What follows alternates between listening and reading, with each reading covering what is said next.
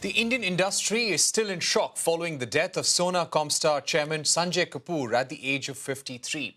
Kapoor died due to a heart attack while playing polo at the Guards Polo Ground in the UK on the 13th of June. He had been chairman since 2019 and was responsible for expanding the company's footprint across India, US, Mexico, China and Serbia. The company, which is a leading manufacturer of electric vehicle components and gets 36% of its revenues from electric vehicles, recently made a foray into making sensors and software through acquisition of Novelic.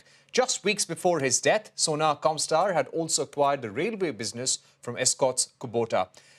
Former Blackstone executive Mark Overley, who was earlier on the board of Sona Comstar, has now been appointed as chairman, and Priya Sachdev Kapoor has been appointed as an additional non-executive director of the company.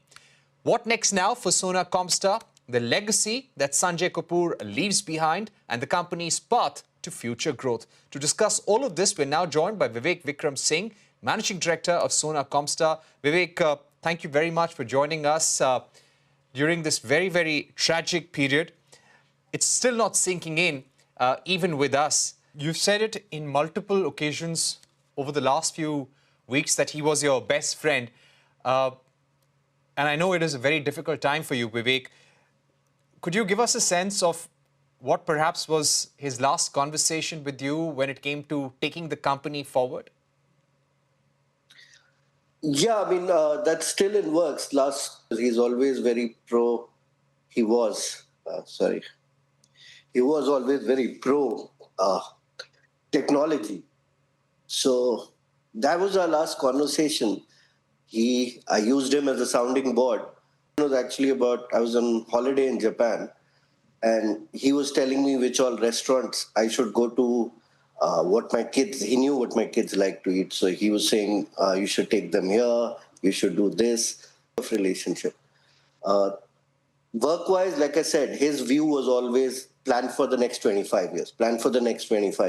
He wasn't very into the short term of it. I mean, if you realize he's capital market investors and you guys in the business press ask us questions mostly pertaining to 3 months to a year. His questions were more about 10 to 25. So that was the difference. Hopefully our new chairman, Jeff, who I've worked with for a long time, he too has that same mindset. So hopefully we can have a good working relationship. You were a diversified company. You got into the railways business very recently, perhaps just about a few weeks before his death. 36 or 37% of your revenues come from electric vehicle components only. How did he want to diversify, enter new markets? Did he have a 10-year vision that he shared with you? We used to make these 10-year plans of what is the next 10 year. So if you look at our journey in the last 10 years I've been in this company, 6 years I've run it, 4 years when Sanjay was MD, I was his CFO, then COO, head of strategy, did many roles at that time. 10 years we grew by looking west, adding new product verticals and getting into electric vehicles. These were the 3 things we did, and this is responsible for 90% of the growth delta. We've grown 10 times, 350 crore to over 3,500. The same strategy cannot work for the next decade because the world's shifting. Geopolitics is shifting, trends are shifting. So our new plan for the next 10 years, and it will be in our annual report, is this, that we actually ignored the East completely while we were looking west, which means we ignored actually India. We ignored China, Japan, Korea. So now the new strategy will be look west and east. We have to add many more new product verticals because the biggest delta actually came not from EV or West, it actually came from adding new products. We were a single product company 10 years ago, now we have dozens. We have to multiply that manyfold again in the next 10 years. And third, apart from EV, we have to get into the other trends that are coming in the wider mobility area.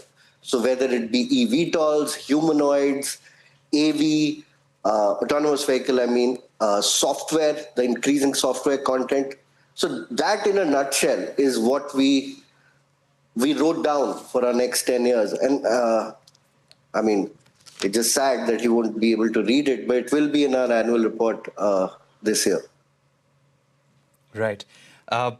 Thank you for sharing that. I would also like to ask you about who now takes over from Sanjay Kapur. All the day-to-day management of the company is being handled by you, Vivek, and immediately after his demise, that is what the board had also said, that you will continue leading the company and handling all the day-to-day management.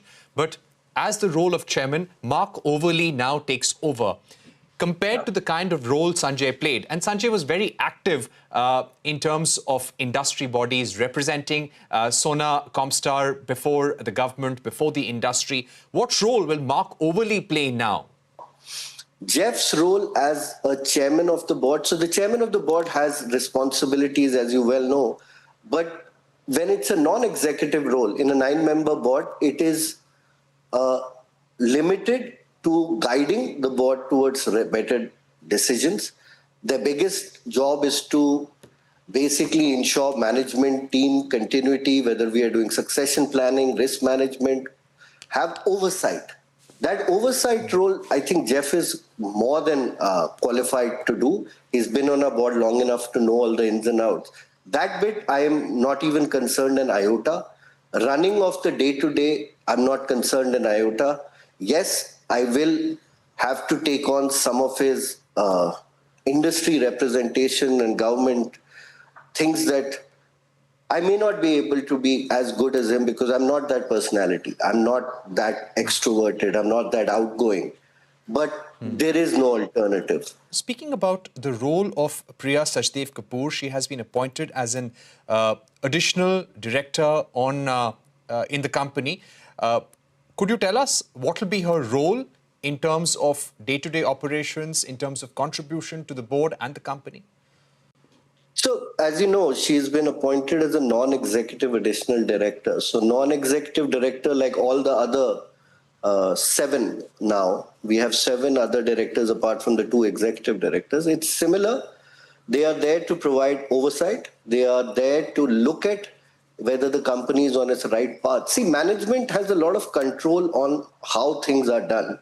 But we too need our conviction tested by a board. We serve at the pleasure of the board. The board is supposed to represent the will of all the shareholders. My final questions would be about the roadmap and some of the crisis points that the government, the industry is facing right now. One on the issue of the rare earth crisis. How badly is that impacting you right now?